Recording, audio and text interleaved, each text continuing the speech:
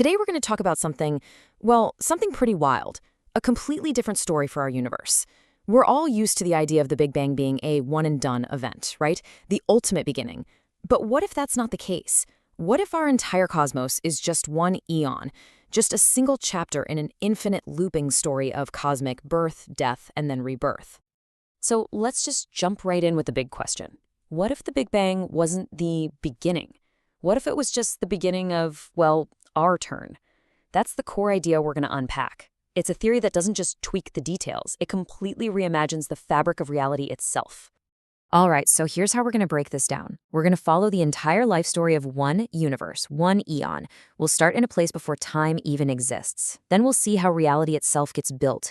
We'll watch the cosmos ignite, and then see how this idea might solve some of today's biggest cosmic mysteries. After that, we'll journey to the far future to watch our universe fade away, and finally, witness how the next eon is born right from the ashes of our own. Okay, Section 1, a universe before time. So where do you even start a story if you can't start with in the beginning? Well, according to this model, it's called the Conformal Emergent Reality Model, or CERM for short. Before all the stuff, before space and time as we know it, there was something else, a kind of pure geometric blueprint. This blueprint is called the conformal manifold. Now, think of it like this.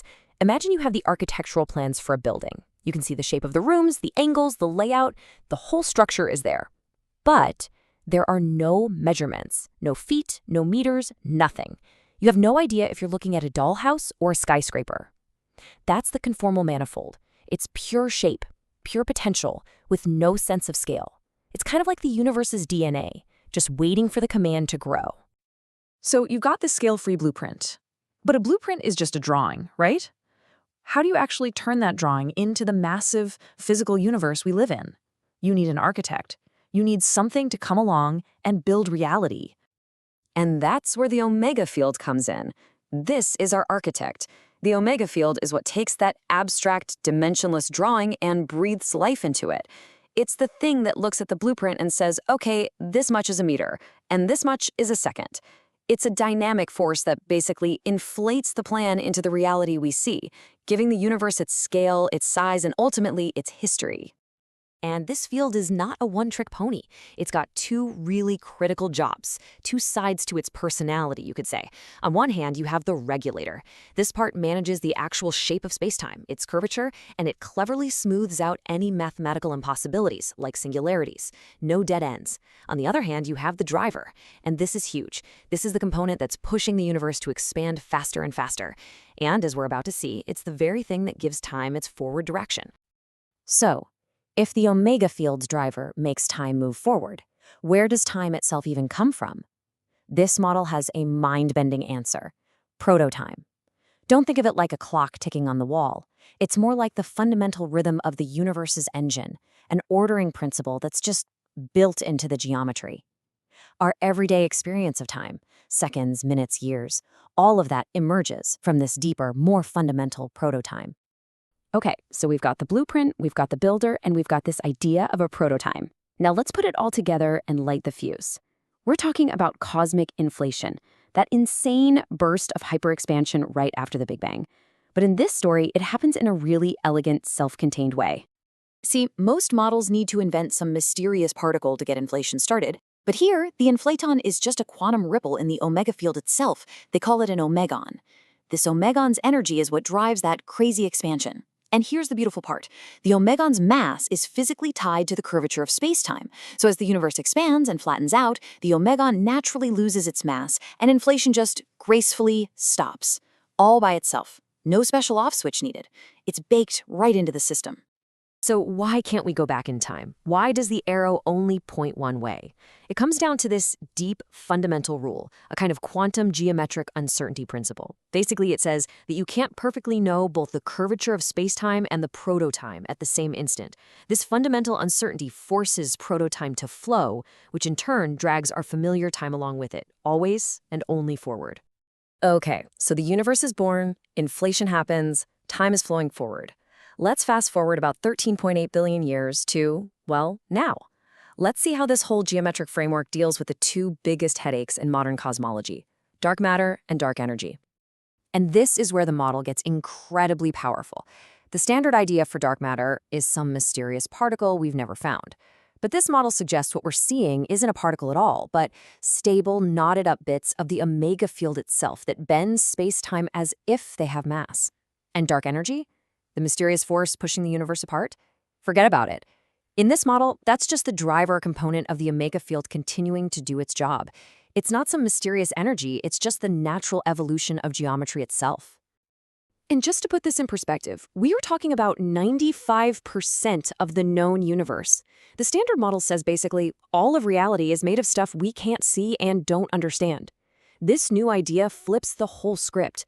Maybe the universe isn't full of dark stuff. Maybe we've just been misunderstanding the fundamental rules of space-time. So what's the end game? Where is this all heading? Let's take a trip way, way, way into the distant future to see how our cosmic chapter comes to a close. And it's not a big, fiery crunch. It's more like a slow, quiet fade to black. The driver part of the omega field just keeps on pushing, relentlessly. For trillions upon trillions of years, the universe expands. Galaxies fly so far apart they disappear from each other's view. Stars burn out, black holes evaporate. Everything becomes an incredibly cold, dark, and unimaginably empty void. And this is where things get really wild. In this model, mass isn't a fundamental property. It's something that particles get from the omega field. And as the universe expands into infinity, the field's influence just redshifts away. And so every single particle, electrons, protons, you name it, they all gradually lose their mass until they become nothing but pure, massless energy. And if nothing has mass, think about what that means. The universe basically loses its ruler and its clock. Concepts like distance, size, and even duration become totally meaningless. The universe forgets how to measure itself. So the universe fades into this perfect, massless, scale-free state of pure geometry. And if that sounds familiar, it's because it should. This end state is physically identical to the conformal manifold we started with before our Big Bang ever happened. The end is the beginning. The circle closes. So the death of our universe isn't really an end. It's the perfect starting block for the next one. It's a cosmic rebirth.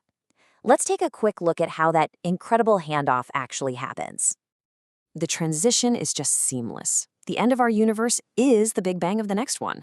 The cosmic slate is wiped clean. Entropy gets reset. Everything starts smooth and orderly. But, and this is so cool, the universe doesn't get total amnesia. The quantum information from our Aeon actually gets preserved, kind of like it's written onto the boundary between cycles. So our universe could actually influence the laws and the structure of the next one. And there you have it, the whole beautiful cyclical story. You start with the timeless geometric blueprint, the manifold. The Big Bang ignites it into space-time. It expands for trillions of years, creating everything we know and love. Then it fades back into that scale-free state, which is the perfect launchpad for a new Big Bang. And the whole grand cosmic story starts all over again.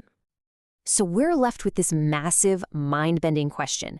Is our entire existence, every star, every planet, every single moment of history, just one chapter in a book that has no beginning and no end? This theory suggests that might just be the case, giving us a picture of a cosmos that is truly, deeply, and beautifully eternal. Thanks for tuning in.